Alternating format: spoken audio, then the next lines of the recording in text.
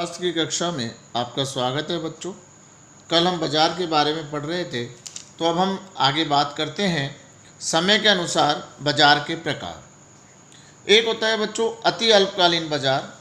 ये बाजार जिसमें समय अवधि अत्यंत कम होने के कारण वस्तु की पूर्ति में कमी एवं वृद्धि नहीं हो सकती, अर्थात पूर्ति पूर्णतः स्थिर रहती है, केवल वस्तु की मांग में परिवर्तन हो सकता है। ऐसे बाजार को अति अल्पकालीन कहा जाता है। शीघ्र नष्ट होने वाली वस्तुएं यानी शीघ्र नाशक वस्तुओं का बाजार इसी श्रेणी में आता है, जैसे दूध, फल, सब्जी, अंडे। तो देखिए बच्चों, जब समय बहुत कम होता है तो हम उसकी पूर्ति नहीं बढ़ा सकते, तो जितना माल व्यापारी के पास उपलब्ध होता है उसी में उसको बिक्री करनी होती है। तो ऐसा बाजार होता है बच्चों, वो अति अल्पकालीन बाजार कहलाता है और इसमें शीघ्र नष्ट होने वाली वस्तुओं को शामिल करते हैं। यानी ओ एक्स अक्ष पे हमने लिखी बेटा मात्रा पूर्ति और मांग की, ओ वाई अक्ष पे लिखा कीमत।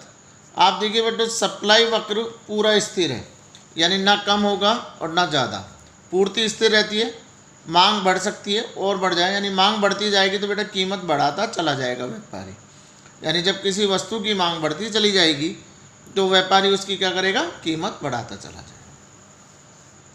यानी ये इसकी व्याख्या लिख दी बेटा, ओ एक्स अक्ष पर वस्तु की मात्रा तथा ओ वाई अक्ष पर वस्तु की कीमत को दर्शाया गया है। वस्तु की पूर्ति पूर्णतः स्थिर होने से पूर्ति वक्र एक खड़ी रेखा के रूप में ओ वाई अक्ष के समानांतर होता है। मांग वक्र डी डी तथा पूर्ति वक्र एस एस दोनों ई बिंदु पर, यानी कहाँ टकरा रहे हैं बच्चों, ई बिंदु पर एक दूसरे के बराबर है। अतः वस्तु की कीमत ओपी हो जाएगी बच्चों और मात्रा तो ओक्यू ही रहेगी। यदि वस्तु की मांग बढ़ती है तो मांग वक्र दाहिनी ओर परिवर्तित हो जाता है बच्चों, यानी आपके दाहिने हाथ की तरफ देख लेंगे और D1 बन जाता है बच्चों, ये वाला। और ये अब नया साम्य बिंदु E1 हो जाएगा तो कीमत क्या हो जाएगी, P1, यानी कीमत बढ़ जाएगी बच्चों मांग बढ़ने पर और नया साम्य बिंदु E1 हो गया। इसके विपरीत वस्तु की मांग का वक्र बाईं ओर शिफ्ट हो जाता है, यानी मांग वक्र कम हो जाता है तो नया साम्य बिंदु E2 हो जाएगा, तो कीमत OP से घटकर OP2 हो जाएगी बच्चों। और पूर्ति और मांग वही रहेगी बच्चों, पूर्ति वही रहेगी OQ। अब हम बात करते हैं बच्चों अल्पकालीन बाजार।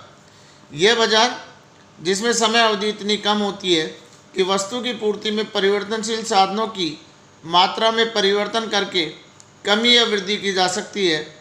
इस बाजार में समय अवधि इतनी होती है कि उत्पादन विद्यमान क्षमता का पूर्ण उपयोग करके पूर्ति को परिवर्तन कर सकता है। यानी इसमें समय तो होता है बच्चों लेकिन कम होता है। यानी ओ एक्स अक्ष पे मात्रा लिखेंगे, ओ वाई पे वही कीमत। ये डी डी वक्र दिखाया बच्चों, कीमत हमने लिखी OP, ये इसी ई बिंदु हो गया सामने।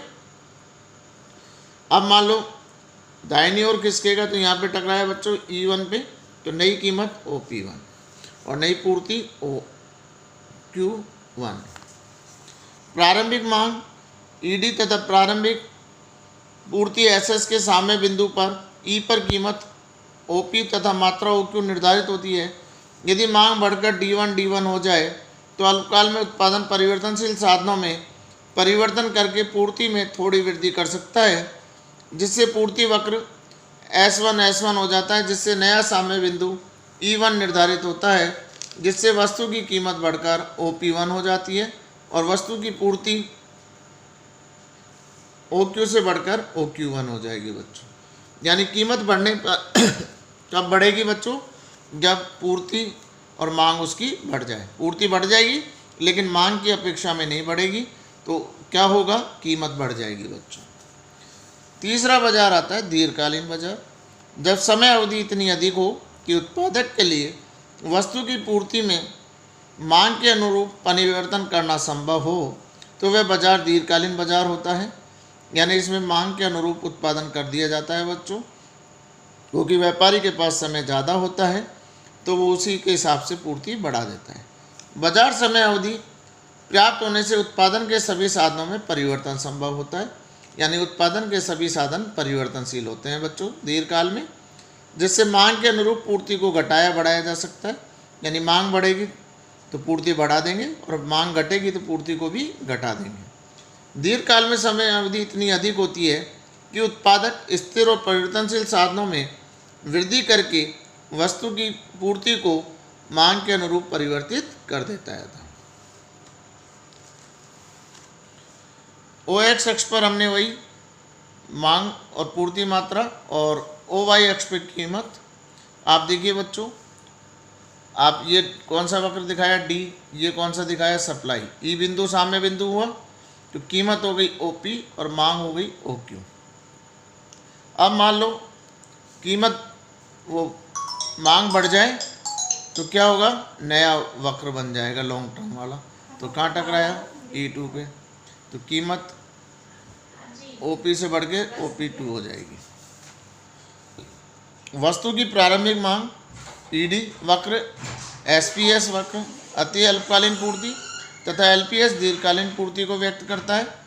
मांग में पूर्ति का प्रारंभिक साम्य E बिंदु पर निर्धारित होता है, जिसमें प्रारंभिक कीमत अभी अपन ने चित्र में देखा OP और वस्तु की मात्रा OQ निर्धारित होती है।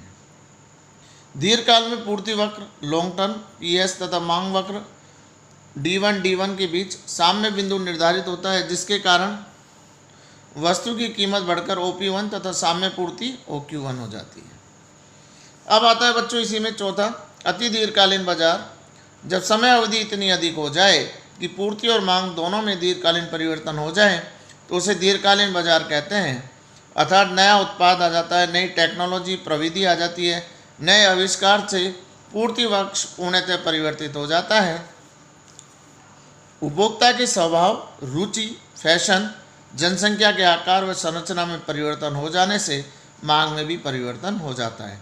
जैसे बच्चों दीर्घकालीन है, अब टेलीफोन हम यूज नहीं करते, मोबाइल यूज करते हैं, 2G नहीं करते, 4G यूज करते हैं, तो ये अति दीर्घकालीन बाजार होते हैं बच्चों। टेक्नोलॉजी भी बदल जाती है, उपभोक्ता की आदत, रुचि, फैशन सब कुछ बदल जाता है। प्रतियोगिता के आधार पर वर्गीकरण करें तो 3 होते हैं बच्चों, पूर्ण प्रतियोगिता बाजार, एकाधिकार बाजार और एकाधिकारात्मक बाजार। तो इनका अध्ययन अपन कल करेंगे बच्चों, आज हम इतना करेंगे। धन्यवाद। इनका अध्ययन करते रहें बच्चों, और अगर कोई समस्या हो तो आप मुझसे पूछ सकते हैं बच्चों।